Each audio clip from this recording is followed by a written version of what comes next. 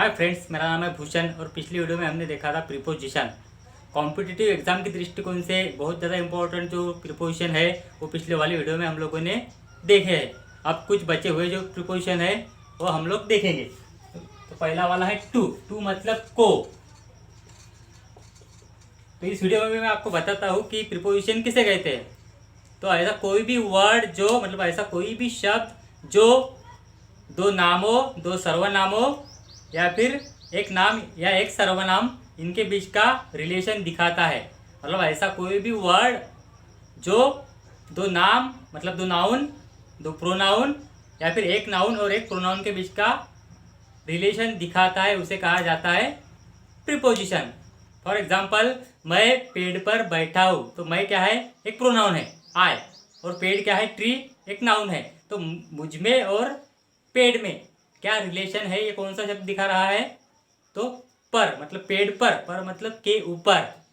तो इस वजह से के ऊपर मीन्स इंग्लिश में ऑन, तो क्या होगा, तो के ऊपर है प्रीपोजिशन, क्योंकि वो नाउन और प्रोनाउन के बीच का क्या दिखा रहा है, रिलेशन।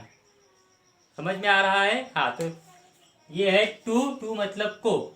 मैं मुंबई को गया, तो मतलब I went to Mumbai. Mumbai to Mumbai means Mumbai को। मैंने पिताजी को खत लिखा, तो इंग्लिश में कैसे आएगा, I wrote a letter to my father. उसके बाद में टू का आप लोगों को समझ में आया होगा। विथ मीन्स के साथ, के साथ। तो विथ का इस्तेमाल हम लोग कहाँ करेंगे, कोई भी हिंदी में सेंटेंस लेते हैं। मैं मेरे फ्रेंड के साथ पिक्चर देखने गया। I went to watch a movie with my friend. Friend के साथ मतलब विथ माई फ्रेंड। मैंने चाय के साथ बिस्कुट खाए, तो कैसे होगा, आई टुक बिस्कुट्स विथ टी। तो विथ का भी आप लोगों को मीनिंग समझ में आया होगा।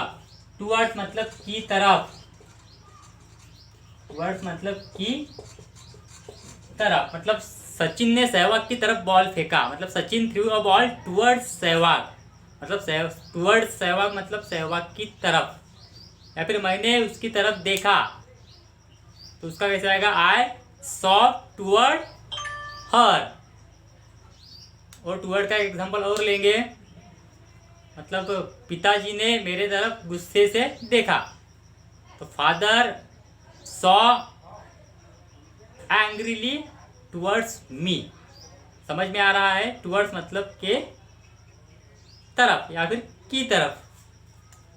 विदाउट नेक्स्ट वाला प्रीपोजिशन। विदाउट मीन्स के बिना, के सिवा।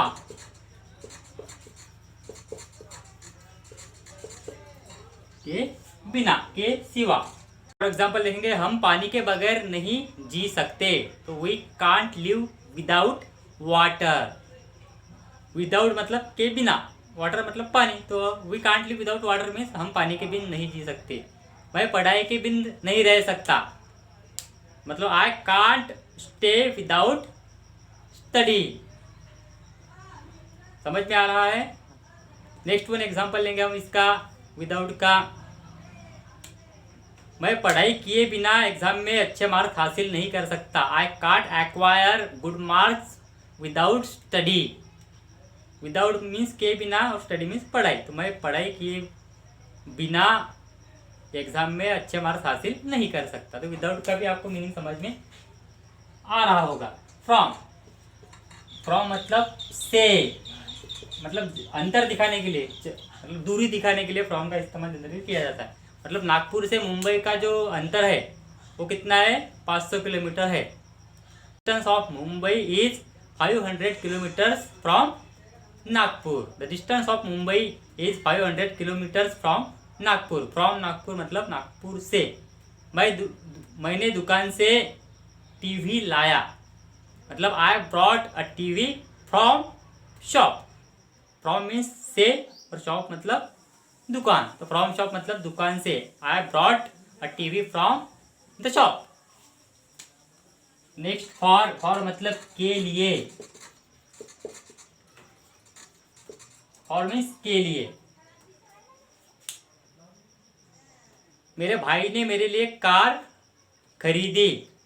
तो इंग्लिश में कैसे होगा इसका? My brother purchased a car for me. For me मतलब मेरे लिए। My brother purchased a car for me. तो फॉर का दूसरा एग्जांपल लेंगे यहाँ पर। मैंने खेत में जाने के लिए तैयारी की। I made my preparations for going to farm. समझ में आ रहा है?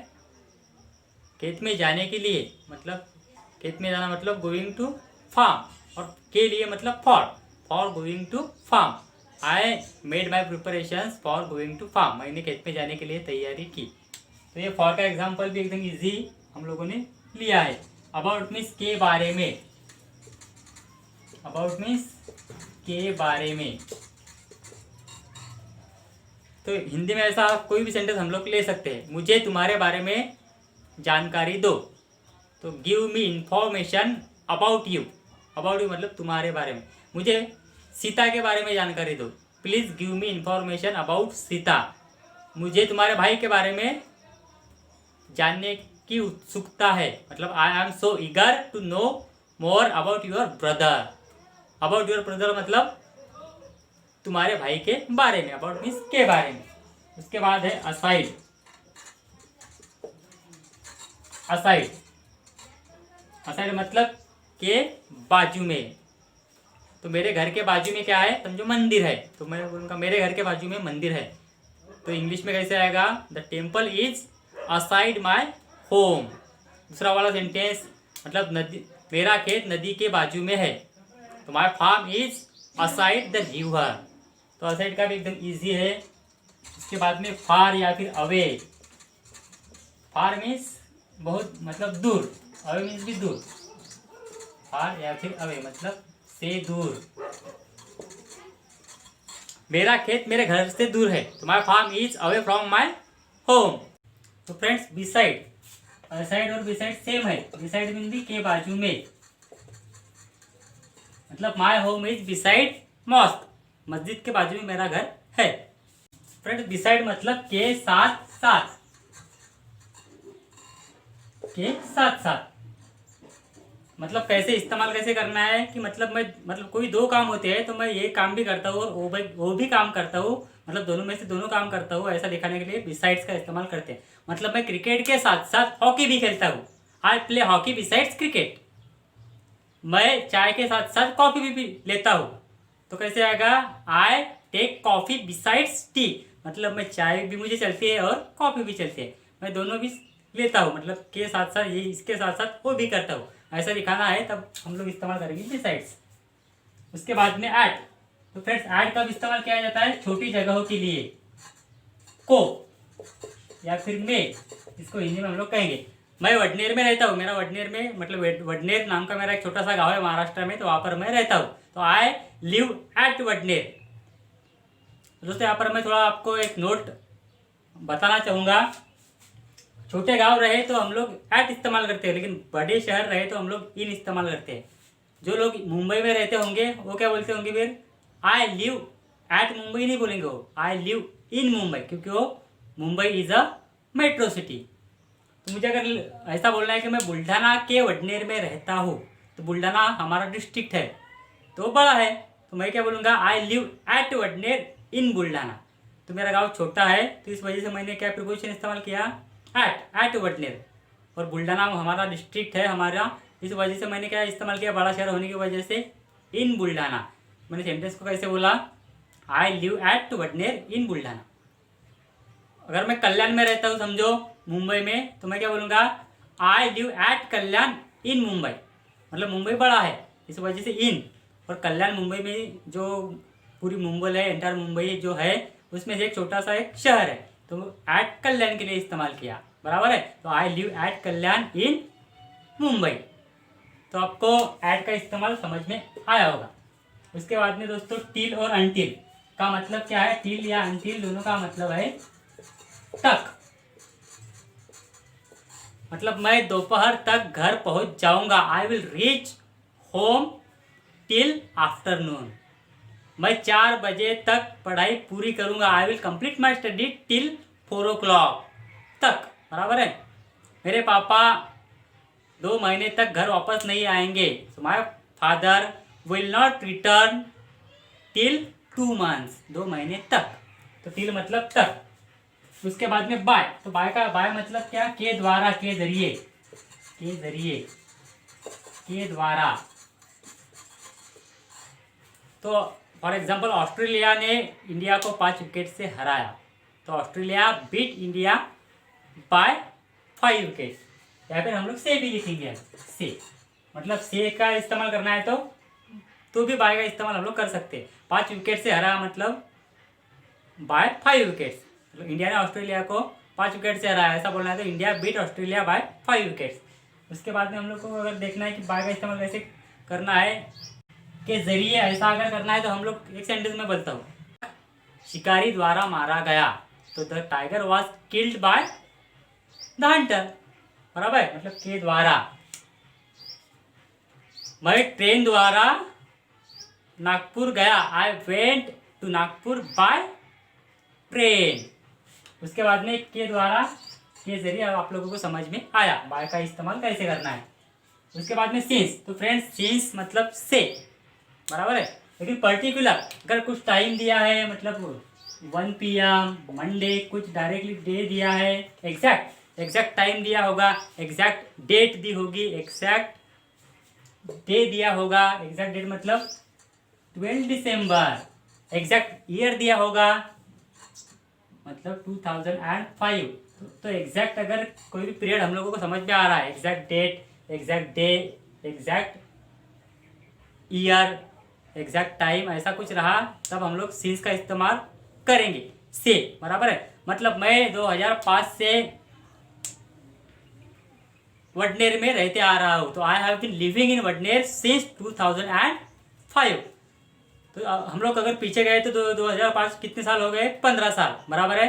15 साल हो गए तो हम लोग, मैं ऐसा बोलूँगा कि मैं 15 सालों से वडनेर में रहते आ रहा हूँ, तब हम लोग इस्तेमाल, मतलब 15 साल जनरल है, एग्जैक्ट टाइम है क्या वहाँ पे, कौन सा ईयर है दिया है क्या नहीं दिया, तब मैं इस केसेस में मैं ऐसा इस्तेमाल कर सकूँगा कि I have been living in Wadner for 15 years, क्योंकि एग्जैक्ट टाइम नहीं दिया।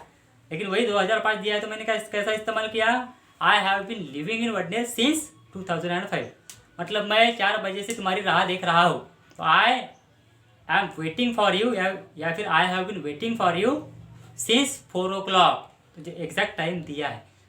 तो मैं ऐसा बोलूँगा मैं 2 घंटे से तुम्हारा इंतज़ार कर रहा हूँ, तो I am waiting for you